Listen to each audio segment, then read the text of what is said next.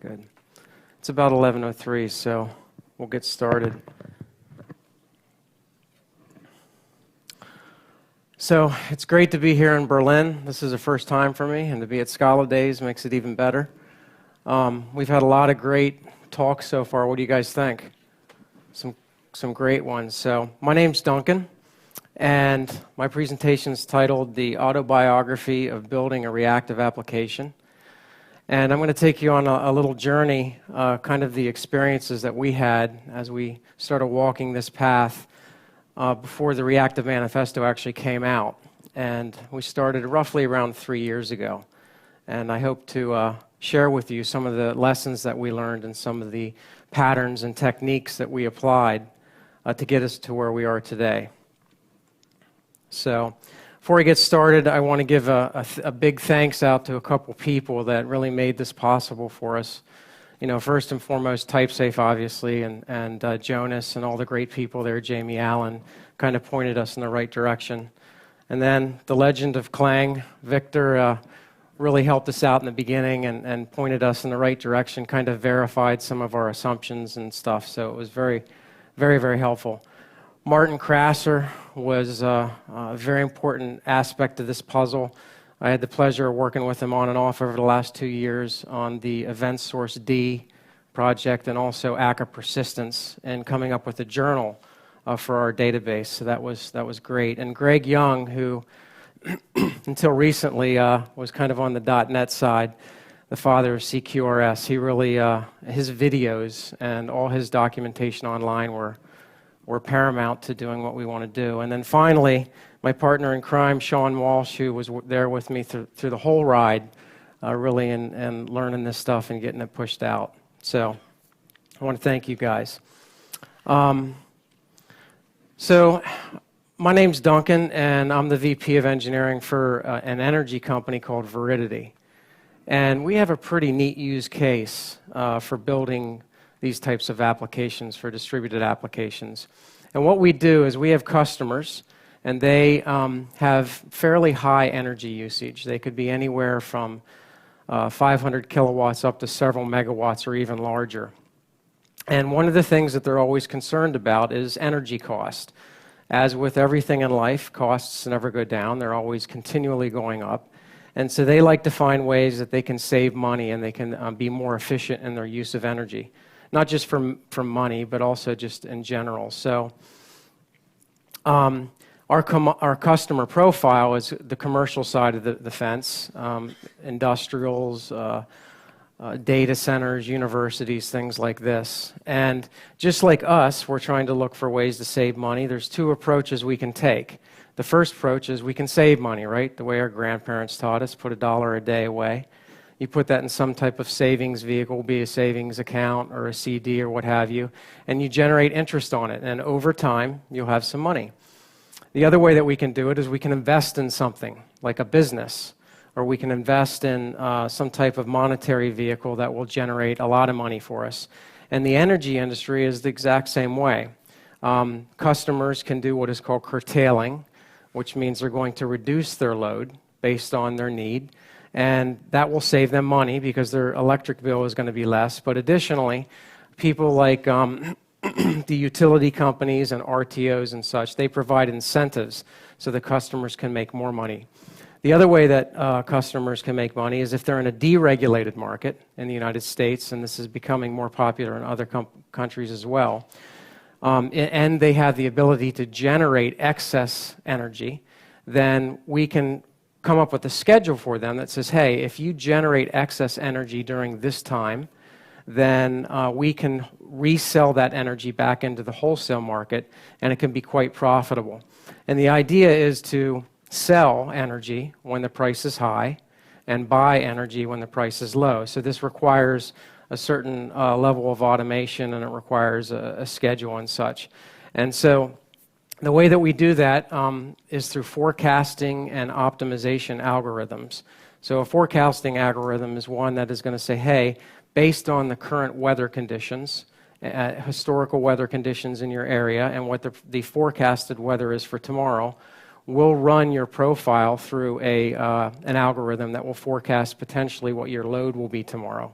And that can be very insightful for customers because they can say, wow, we didn't expect that. They can take a look at what the energy price is, and then they can decide to curtail their load to save some money. The other way that we do it's a little bit more complicated. We optimize essentially their portfolio of energy assets, and we use something called unit commitment optimization, and that's where you have several of these different type of assets that work together and have an effect on each other, and you have to run it through this algorithm to determine how you can manage these assets. And what ends up happening is we produce a schedule of how they can operate those assets. And then, if they desire, we also have the ability to control them. That's completely up to them. So we can automate the whole process and make adjustments. So it's a pretty cool use case. To do all this, we have an application called VPower. And it's kind of our flagship application. In its current state, it's really a suite of many applications. We call them programs. They're kind of wrapped around the utilities or the RTOs programs, and it's an easy way for the customers to digest. The application, I think currently we're a total of 32 JVMs that are running that talk back and forth to each other. It's distributed, and it's deployed to the cloud on Amazon Web Services. Basically, it's a microservice architecture, and by nature, being reactive, it has all the great stuff, event-driven, resilient, responsive, and scalable. And the ultimate goal for us is to essentially take their energy profile and turn it into a financial reward. So take something that was historically an expense and then turn that into a revenue stream for them. And we deployed it back in roughly May of 2013, and we continued to add to it, and it's incredible. We've never had a problem with it. So I'll talk a little bit about the predecessor to that application and the challenges that we had in a minute, but it just runs, and that's very, very exciting.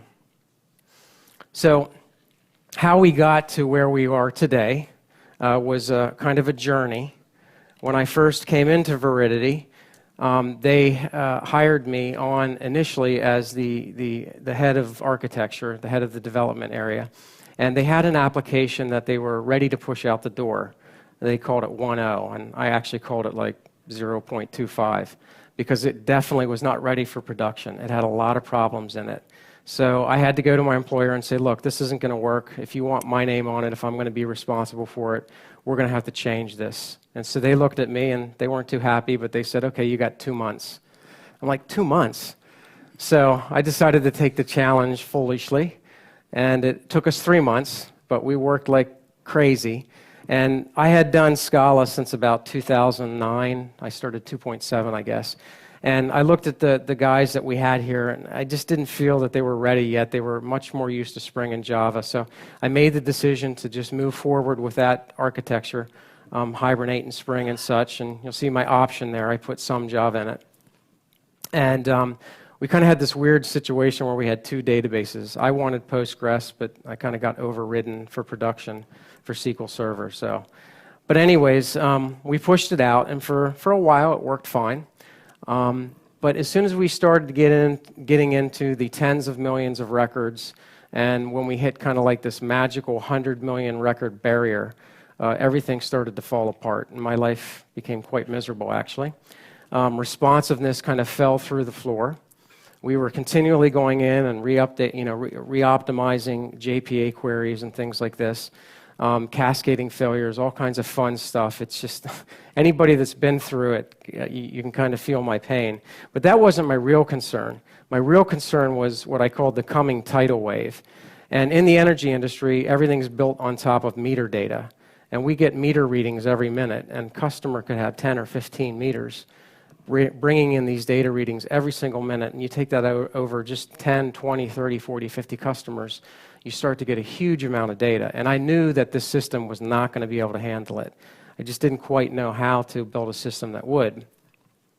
So this was me 3 years ago, screaming at my computer, kind of losing my mind. And so I said, there's got to be a better way. We got to figure out how we can handle this. So we're from Philly, and Philly has the second largest collection of Rodin art in the world next to Paris. And so in the spirit of the thinker, we just sat down and we started saying, okay, how can we handle this? We had gone to the Emerging Technologies Conference by Chariot. It was in 2010, and there were two presentations we were talking about seeing. One of them was this presentation about something called ACA, right? And then the other one was about closure. And Sean and I are saying, which one should we go to? And let's go check out ACA. It's related to Scala. It sounds kind of cool. And thank goodness we did, because we met Jonas and we watched his presentation. And I was used to doing actors on Scala. And I said, wow, this is really cool. We got to get into this. So we ended up, after we thought through it for a while, we ended up figuring out what we wanted. And, modular design, loosely coupled, all that great stuff. And I said, you know what we need to do? We need to call in the vendors that we're picking for this and have a discussion with them. So the first one we went with was Mongo, and we went up to New York and sat down with them and talked to their engineers, and we were pretty excited there. And then we called TypeSafe, and we were fortunate enough to have Victor come out. And we sat down and we went through our architecture, and he kind of gave it his blessing. And later in the day, I had mentioned to Victor, I said, there's one thing I want. I want an immutable domain model, and I just don't know how to do it. There's no way to do it with JPA, and there's little hacks and stuff, but it's not really immutable, right? So he said, well, there's this thing called event sourcing. You ought to really check it out. And so that set me off on a journey. And this road that we chose, I like this picture. It's a 918 Spider on the Autobahn. I thought it was fitting. Kind of led us to the application that we have today. And the lion's share of my presentation is going to be focused on the three things there in black. But we were a domain-driven design shop. We believed in it. And we ended up, after we did all the research and watched all of Greg's videos, choosing CQRS and event sourcing as kind of our mainstay. And then obviously there you need eventual consistency to make everything's synced up. We, at the time, were building a microservice-based architecture, but we didn't even know what microservices were because the term hadn't been coined yet. And we wanted to make sure that our application was designed headlessly so it could attach to any kind of client, whether it be a mobile device or a browser or what have you. The tools that we chose were Scala and ACA, and then event sourcing, which now is ACA persistence, and Spray.io, Mongo, and then on the front end we use AngularJS and D3JS, which is a great little graphing package. So when I went to do the research on event source, and I talked to Martin Krasser, back then he only had a journal for LevelDB. And I checked out LevelDB and thought it was pretty cool, but we picked Mongo, so I said to him, do you know if there's a Mongo driver? And he's like, no, there isn't. And he said, why don't you write one? So I said, oh, okay, cool. I always wanted to do an open source project, so I got involved there and wrote the Mongo driver for event source D, and then ported it over to ACA persistence a while back. So I'm not going to go into domain-driven design real deeply because I'm sure everybody's relatively familiar with it, but it's a very powerful concept. And you know here, as you are building complex software, domain-driven design is one of the philosophies that you can use. And we found it to be extremely helpful. And one of the surprises that we found is as we began to distribute our application, it kind of did some great stuff for us. We still use it today. It helped us evolve our model and all that great stuff. So we found, though, as we began to build this new type of application, that DDD helped us distribute our application as we began to reason through our boundaries and our anti-corruption layers. We attached to a couple third-party pieces of software. Some of them are quite antiquated, but they're pretty powerful. And we found this natural distribution. We also found out that our aggregates were rather simple, which really surprised us. And it was a combination of event sourcing and the way CQRS works and the actor pattern and all these kinds of things. Where before we had complex aggregates, right, a complex object graph that had bidirectional relationships and lazy loading with JPA and all these kinds of things, we found very simple one-dimensional aggregates that were tied together through a unidirectional relationship rather than bidirectional. Last week I had the pleasure of talking with Eric Evans and doing like a panel discussion with him. And one of the things we ended up talking about was microservices and event sourcing and how domain-driven design fits into that paradigm. It's used to more of an object-oriented concept. And he made the statement that he felt that events, even though they're not physically part of your aggregate, that they're actually still part of your aggregate. They exhibit the aggregate's behavior, and I thought that was really kind of neat. Also, through our design, we really didn't have any distributed transactions. They don't really work well in a distributed environment anyways. And, but as a result of event sourcing, and then as a result of kind of like the whole package, we didn't have to deal with any two-phase commits and stuff. So it turned out to be a really nice combination of technologies to meet our needs. So the first thing I'm going to spend some time on here is CQRS. I don't know if you guys have heard of it. I'm sure some of you have, but what is CQRS? Well, it stands for Command Query Responsibility Segregation.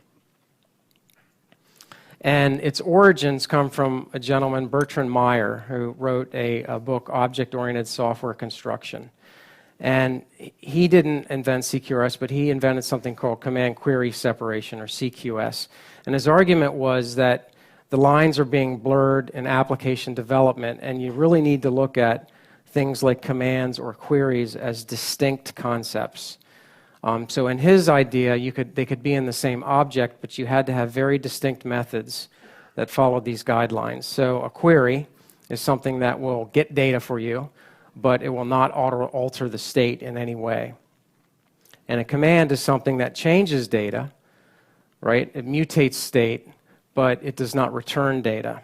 And so in that scenario, it becomes pretty clear in your application as to what is changing state and what is not changing state.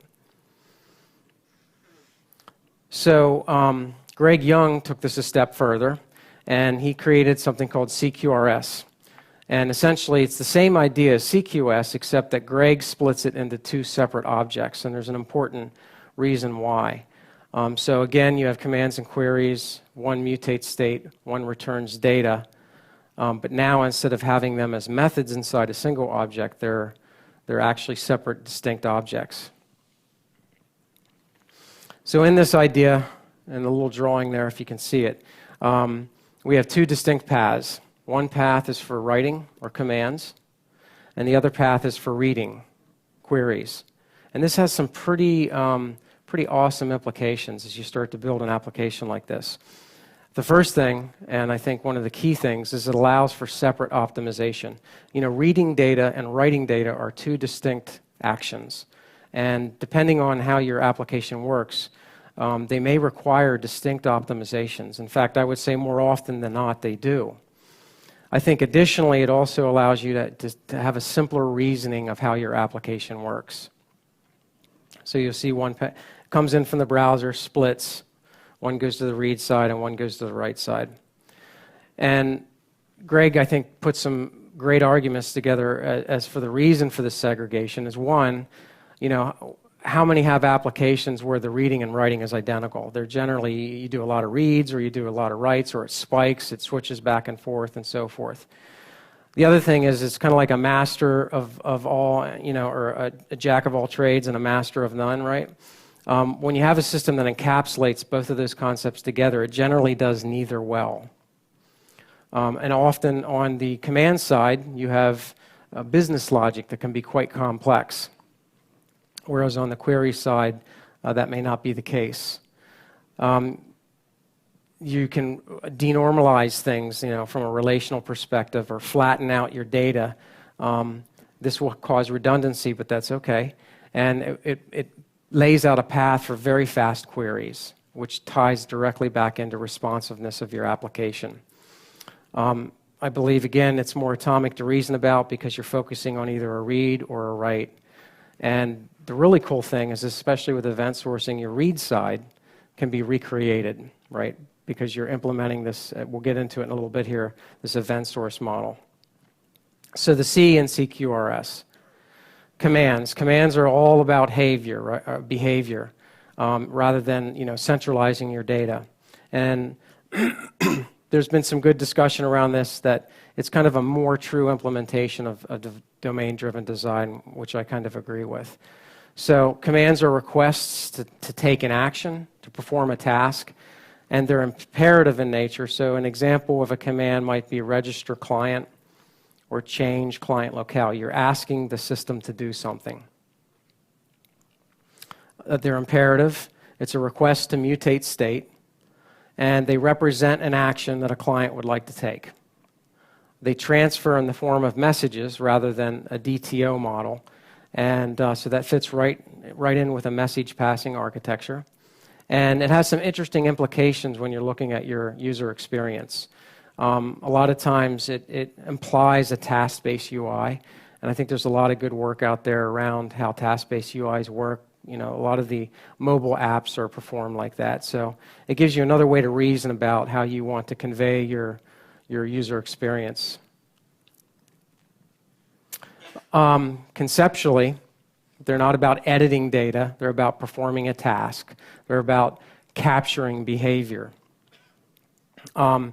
Greg says you can think of them as a serializable method call. They're not, but you can kind of think of them that way if you're looking for a way to reason about them. In the command handler, or in ACA persistence, the processor, or the persistent actor, you can say no to a command. So a command can come in, you can interrogate it, you can validate it, and if it doesn't pass muster, then you can reject it and pass an error back, as opposed to an event, which we'll get into in a little bit here.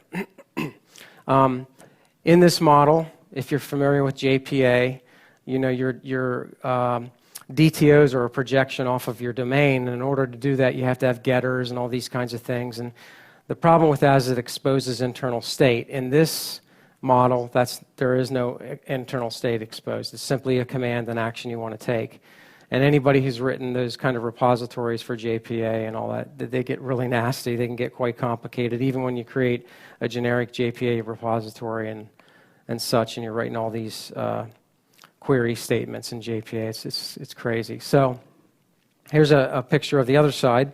You have the command handler there. Client sends in a form in the form of a command or in the form of a message. It'll get processed by the command handler. It can be rejected, and it will turn the command into one or more events. And this is kind of cool because it allows you to, it gives you kind of like a natural batching mechanism. One of the challenges that we ran into initially was the idea that in the user experience, they didn't want to have a submit button for every field, right? Because we want to capture behavior. We want to capture everything at a very atomic level. So we could submit a single form that had a lot of ideas or behavioral concepts on them. Then when it came into the back end, we could break that out into multiple events and then persist them.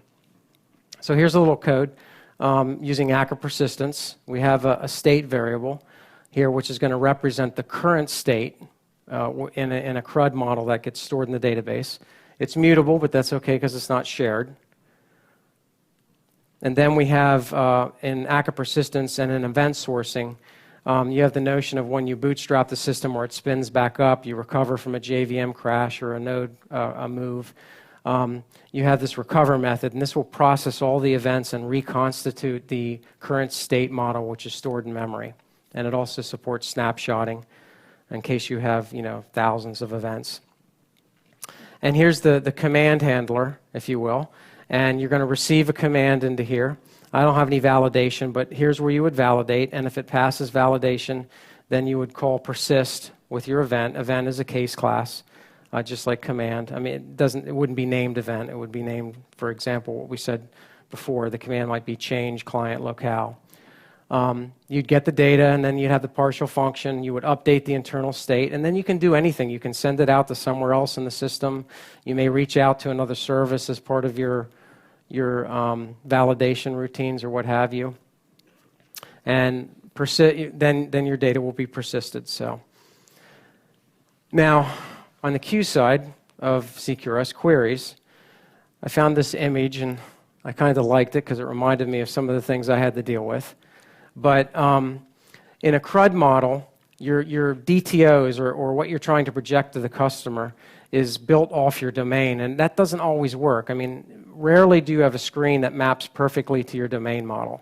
So you have to do these strange things, and you have to call multiple aggregates. You might have to make multiple calls to the database, or you might have to write a new query to join tables to get the data that you're trying to get. With getters, it exposes internal state. Generally requires some extensive mapping. We've seen some crazy stuff. When we first came into Viridity, there was this thing called the bridge.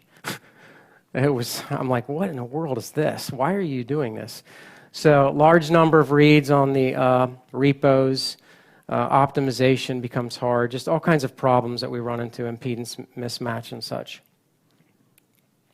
So with CQRS, it's not that way. You have a very thin read layer that's highly optimized for reads, and it kind of creates a natural boundary for you.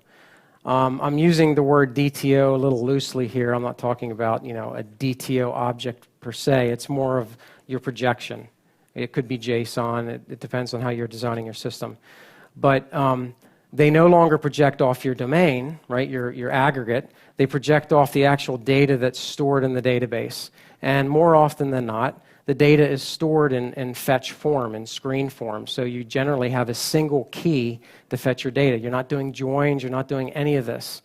It's very fast. It's very easy to reason about and optimize. And no more loops. Yay, right? You're not looping through a record set trying to create some DTL. It just comes back and you display it. So one of the challenges, though, when you start to design these systems is eventual consistency. And there's all kinds of consistency, right? Strong consistency is kind of like where you have a single system where everything's centralized, like CRUD, for example. Even though you still have eventual consistency in those systems, you just don't realize it. But when you start to distribute these systems, you run into this challenge of, okay, I've written data here. It also has to be here in some form. How do I get it there? How do I make sure it got there? And all that kind of stuff. So you use eventual consistency or something like casual consistency, which is a little bit stronger. But the business will determine what the length of time or what the schedule is for that writing over to the read side. And you simply have to implement the code to meet those business needs. It's pushed asynchronously from the read side, or perhaps you get data from some outside vendor. It comes in. The read side's going to have listeners, and in our case, actors, that are going to be waiting for these messages, and as they come in, they're going to do something to them. They may merge a couple different messages together and then write it out to the database. You can use a queue, an internal queue, or something like that. You don't need two-phase commits, and the really cool thing is when you couple this with event sourcing, your event store is kind of like your queue, right? So you're just pushing back and forth. ACA persistence has something called a view, which is really cool when you're doing CQRS. And what it allows you to do is set up essentially another actor that's going to be listening for your processors or your persistent actors. It's going to be listening for the events that they're processing. And when an event is successfully persisted, it'll kind of trigger and the view will pick up that event. So in this example here, you'll see it identifies the processor there with the processor ID, and it's looking for this employee hired event. And when it receives it, it will process it, and you, from configuration's sake, you can simply say, hey, what's the update interval? So one line of configuration code, I can handle all my business rules for eventual consistency. So very, very powerful concept. Event sourcing. This is kind of what started us off on everything in my search for this immutable domain model. So event sourcing is a very powerful construct. It's not new. It's been around for quite some time, but it's kind of like making a resurgence in our area. And the idea here is the majority of business applications currently, I would argue a large majority of them, are storing their data in a current state model. A CRUD, create, read, update, and delete. And so when you want to track something that isn't part of that model, you have to add additional capabilities. You have to add audit logging or whatever the case may be, and you may have to either code it yourself or rely on a framework.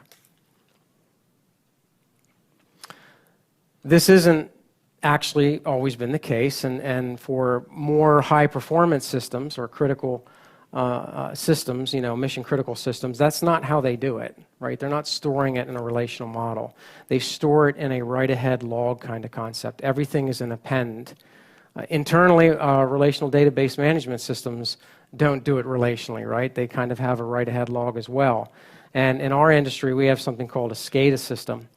And they're mission-critical systems, and they have something on them called a historian, and that's exactly how it does it. Every piece of data that comes into the historian is just appended to a log file.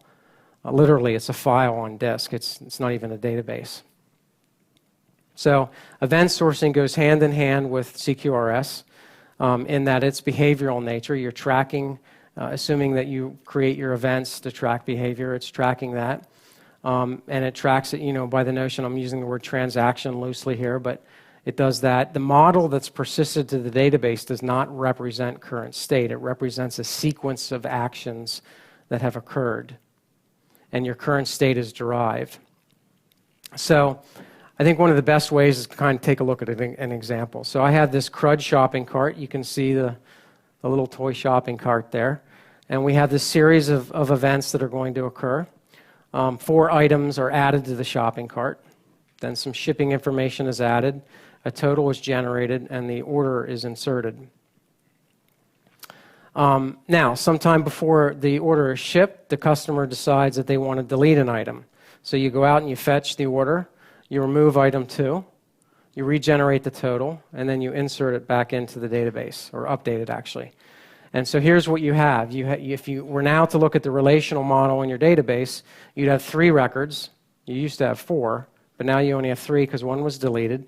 You have your order, you have your total, and then you have your shipping information in a different table. So 3 items for a total of $47. Now your manager comes up to you and he says, hey, I want a report, and I want any item that's been removed within, say, 2 minutes or 3 minutes before they click submit on the shopping cart. And you're sitting there looking at them thinking, well, I can't do that because I don't track deletes, right? So what I can do for you is in a future sprint, I will add this code.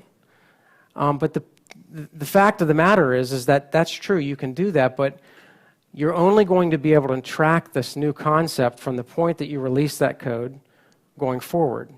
All the notion of deletes, or in this particular example, previously are gone. They're lost. They don't exist. You can't find them. And I think this has substantial implications on the value of your data, right? So just a little bit about ORMs and static state models for everyone that's used them. They're good. They work fairly well, but they come at a pretty significant cost, right? They're basically designed to store current state, and they tightly couple to your domain model. Even if you use JPA, if you're honest, how many times did you have to go out into whatever underlying implementation you're using and rely on some special magic that they provide, right? And then, you can't switch or change. I think they lead to leaky abstractions and anemic domain model. And I think the worst thing is the intent of the user isn't captured in that model. If you think about a transaction in general, right, it's representing a change, a delta, if you will. And in ORMs, that idea is implicit, right? In the background, they calculate differences, they update a backing model, eventually they commit it to the database and flush it. And as a result, much of the intent of what the customer is doing is lost. Their behavior is lost. In event sourcing, it's different, right? You're capturing behavior. So step by step, you're kind of watching what the customer is doing, and you're recording these actions. So I think a good way to look at this is looking at a mature business model, right? Mature businesses look at these notions as tracking behavior, and I think a bank register is an excellent example. So in your bank, as you make deposits, right, and you make withdrawals, debits and credits, you're going to build up this historical view of how you spent your money. So here we have this example. A deposit was made. for $10,000, and then you wrote a check out, maybe to pay a bill, mortgage or something for $4,000.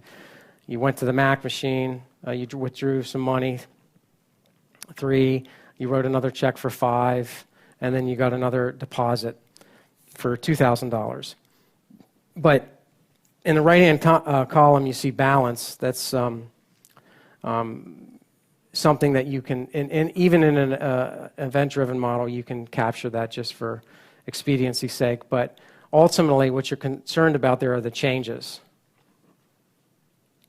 So each transaction is being recorded.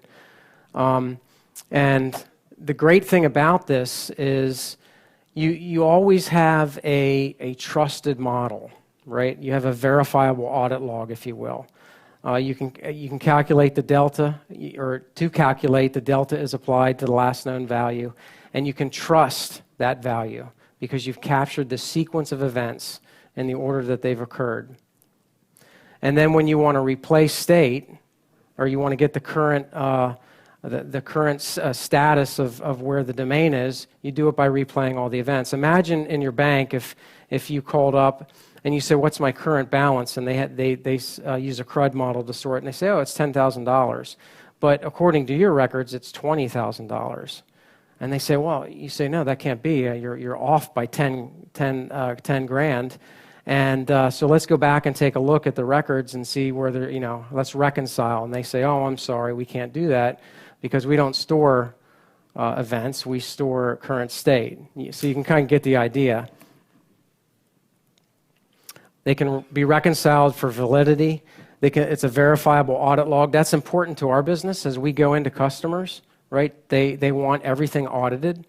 Our original system, I had to implement NVARs and Hibernate. It was very painful. It worked pretty good, but I had to implement it for each construct. I don't have to do it at all now. It just is there. It's in our model. It's in the database, and so it's a great thing. I can derive the balance at any point in time, right? I can play games with the data. I can go back 3 weeks and see what's going on. If there was a bug, I can actually recreate the scenario because I have everything tracked in events and so forth. So it's a pretty powerful concept. So events are notifications. They report on something that has already happened. And so an example of an event would be client registered or client locale changed. Now, I know you're wondering what, we took a look at a CRUD shopping cart. You're wondering what a reactive shopping cart looks like. Well, I found a picture for you. Pretty cool, huh? So we'll go back now and we'll take a look at this example. So it's the same thing. You have a customer that comes in, they create a cart, they add these items to the cart, they add shipping information, and then it gets inserted into the event stream. So you can see that the model's different, right? Here's our events. We have, I don't know how many we have there, 6 of them. And this is a great example of where commands would be split into multiple events. The user experience is probably going to be something that's cached in the UI, and they're going to build up this shopping cart of items, and then they're going to click submit, right? And then that whole chunk of data is going to go back to the back end as a command.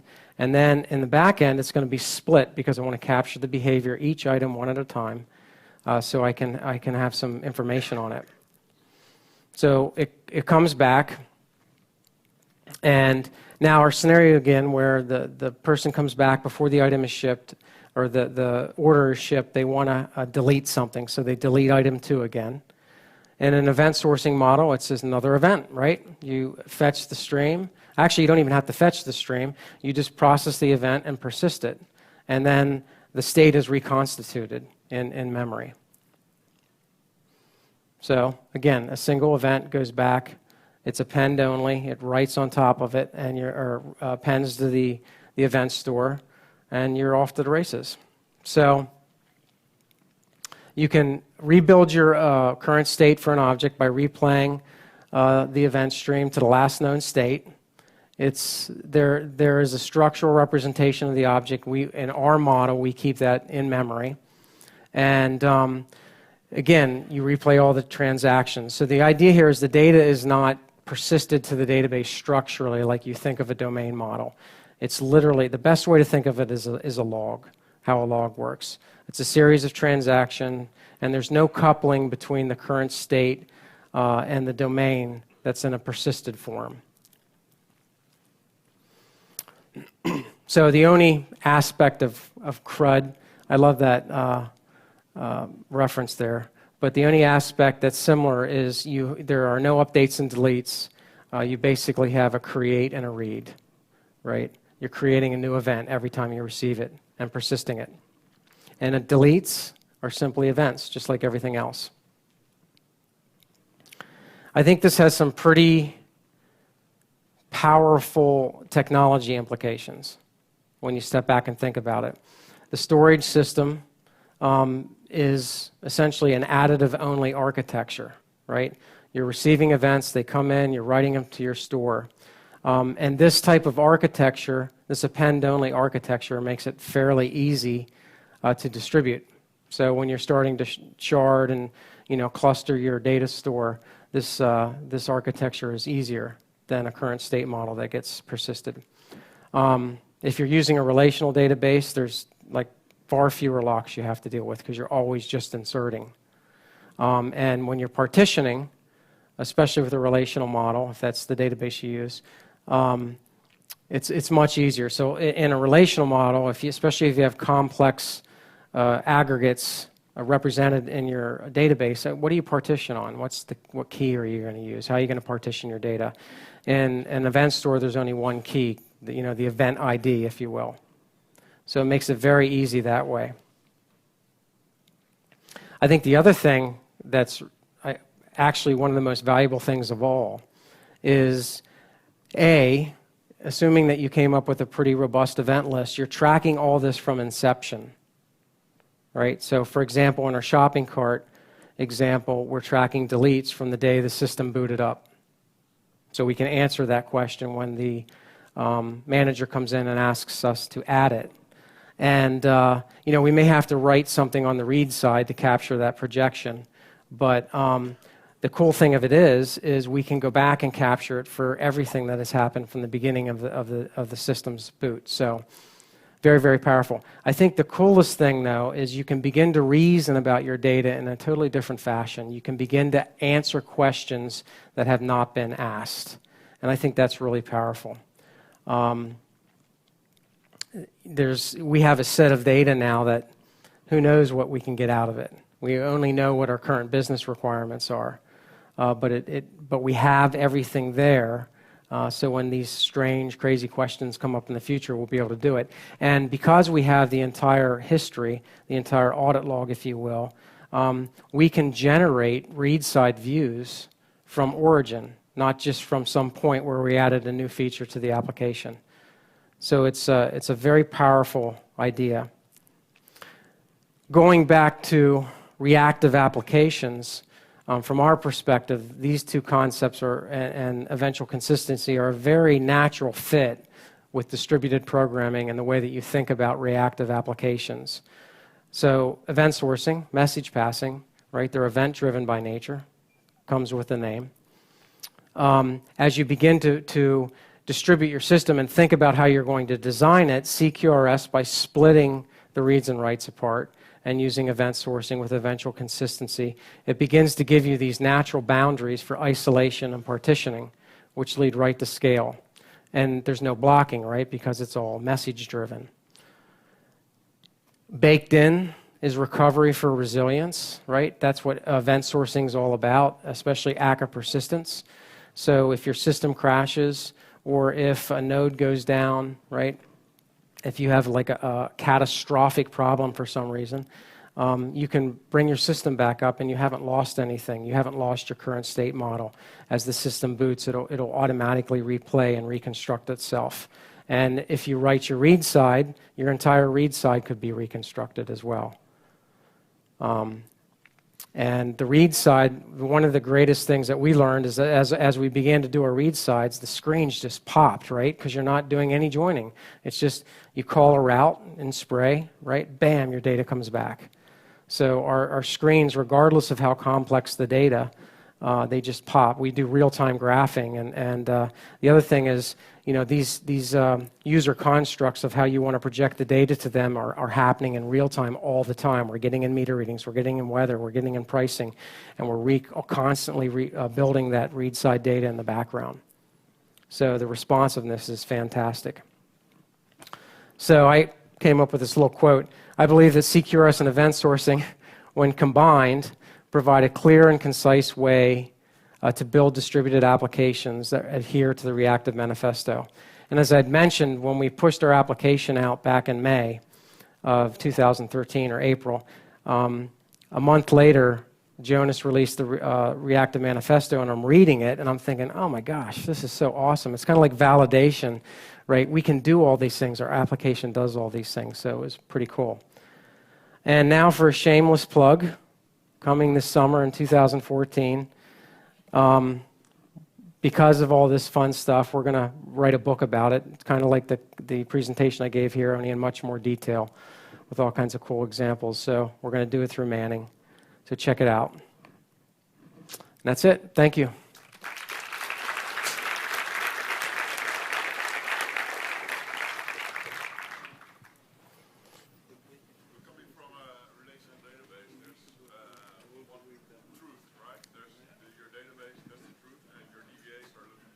Yes. Maybe doing some other queries to fix problems or whatever. How do you implement that? Do you have some persistence with the DBAs? So in our scenario, we don't have a DBA. Oh, okay, so he was saying in a relational model, the relational model itself is kind of like the absolute truth, and you have a DBA that manages that data. We were fortunate in that it was kind of greenfield, so we could take advantage of all these new ideas and structures. And but in our model, our absolute truth is our event store. And I would argue that that absolute truth is stronger than a relational model because we've captured everything, every detail in the form of an event. But for somebody who's used to a relational model, especially in a company where you have a DBA, that can be challenging. So it's something they have to understand it first, right? We wouldn't have a DBA. Yeah. We would have a DBA for tuning and optimization. Right. DBA would never have any concept of a domain model or anything like that. How do you keep your rate model? Do you keep it only in memory or do you persist it somehow on your... So the current state model? So we keep our current state model in memory. If you saw the ACCA persistence example there where I had the variable, it's basically a collection of the all the aggregates that represent that current state. So if you had an employee persistent actor, then there would be essentially a collection in there of all the employees. Now, there's some really good discussion. I was talking to Patrick yesterday, and I think Vaughn Vernon is working on the idea of kind of creating an actor as your aggregate. And there's some, to me, that's totally awesome, right? You're going to be able to now cluster your domain model and do some really cool things. There's some challenges around the view part of that, right? Because now every aggregate is its own actor. So how do I get a list of employees, for example? But those are some ideas that are being worked through, and I think that once that pattern is fully worked out and understood, I think that's going to be like the ultimate for this kind of stuff. So how do you handle that view recovery fast? Because you have like a million of different entries and you have one log. How do you handle replaying only events that apply to that single entity? Problem or not? No, it's not a problem at all. So we use snapshotting if we get too large of an event because we don't want to pay the price of restarting, but it's baked into ACCA persistence or event source D. When you reboot, it's going to go back out, fetch all the events, it's going to walk it through that command handler, or actually the recovery area, and it's just going to recreate the state. And that's why snapshotting is important. So if you get 10,000 events, you don't want to have to do that. You can kind of snapshot in chunks what the current state is. So yeah, no problem at all. We spun the system up many different times, or really when we're doing new modules or adding a new feature. That's the nice thing about kind of like a microservice-based architecture. We can modify different pieces in little chunks, and it doesn't affect the user experience. How big is your data set? That's a good question. I've been asked that twice now, and I haven't looked at it. The last time I looked at it, it was 16 gigs, I think, but that was a long time ago. I haven't looked at it in probably 6 months or something. Do you, Say we're probably approaching 30. 30? Okay.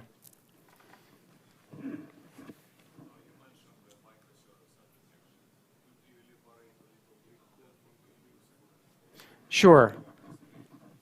Sure. So from a microservice architecture perspective, like I had mentioned, we were building this architecture out and utilizing these concepts, and I don't even know what a microservice was. It just kind of made sense, and after the term was coined, I was like, oh, I guess we're doing that too. So we have a JVM for a read side and a JVM for a write side.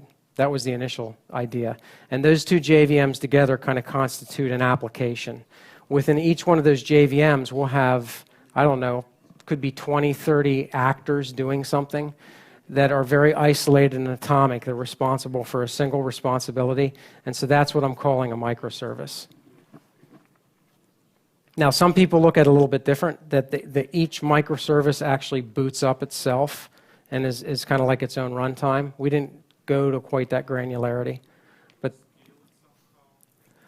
well, I mean, it's scaled just through ACA and ACA clustering, right? Because the whole middleware is all ACA. Yep. Did you ever face a situation where recreating state was too expensive?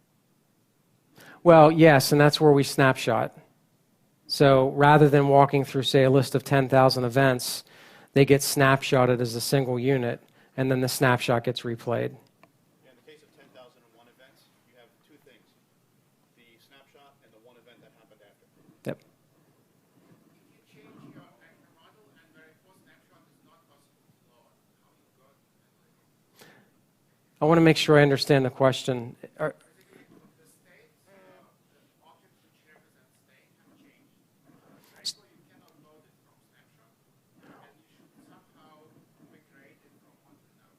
Yeah, so that is a challenge. And for example, event versioning. So let's say you have one event, I don't know, capture text, and it has maybe one or two attributes to it. At some point in the future, you want to add another one. You have to handle that in your code. So you have to be able to confirm the version of the event, right? You're not going to go back in time and add data to something that's already occurred, right? An event is something that happened in the past. But going forward, if you add additional features to your event, it's basically just a new event. So it's not real hard. As long as your processor recognizes it as a new event, then you're okay. And we've had to do that.